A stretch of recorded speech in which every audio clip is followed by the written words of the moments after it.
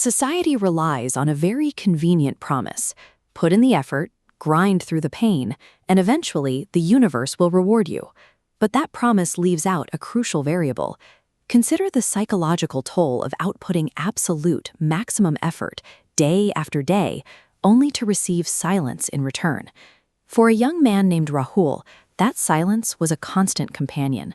His daily cycle began at 5 in the morning, pouring himself into textbooks for a government exam, representing his only path to a stable life. When the intellectual labor ended, the physical survival began.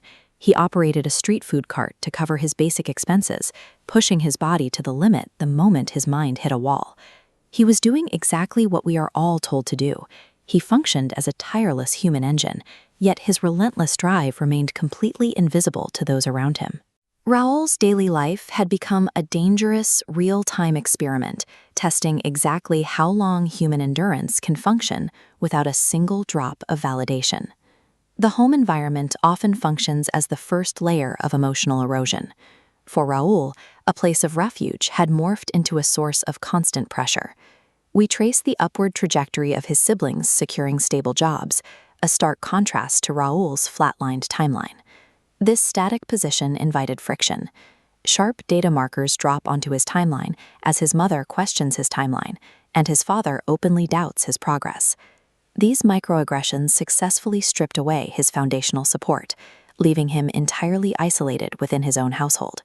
He retreated to the roof at night to process the failure alone, questioning why the universe reserved a specific brand of cruelty for him. When a home uses visible metrics to distribute respect, it becomes an active psychological pressure cooker. Well-meaning friends are eventually forced by the momentum of their lives to leave the stagnant behind. Psychologists call this social desynchronization, the heavy toll of watching a peer group naturally age out of a shared struggle while you remain trapped. Rahul had one remaining tether to hope: his partner, Sunaina. She represented his final connection to self-worth beyond his career status. However, external societal pressures regarding marriage forced the issue. Sunaina had to confront Rahul's lack of financial viability as her family sought other prospects. Offering only the reality of his continued struggle, she reached a breaking point. She accused him of apathy, claiming he didn't care about their future. This specific accusation causes devastating internal damage. To sacrifice every ounce of health for a goal, only to be told you aren't trying, is a unique psychological blow. The spirit breaks when its most profound sacrifices are actively weaponized as indifference by the very people who matter most. The severing of that final relationship left a total vacuum. The love, respect, and hope that had sustained Rahul were gone. In this vacuum, his mindset underwent a final, dangerous pivot. He stopped questioning the unfairness of the system and absorbed the blame entirely. Alone in the dark, he whispered a tragic, incorrect conclusion. He simply hadn't worked hard enough. The deafening noise of his prolonged internal struggle gave way to a jarring, literal silence the following morning. Rahul was gone.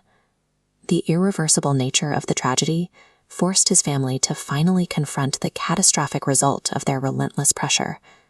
This requires us to look closer at those around us.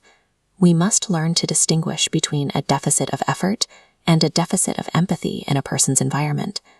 Reevaluate the silent strugglers in your own life. Ultimately, profound emotional isolation proves more lethal than the weight of the labor itself.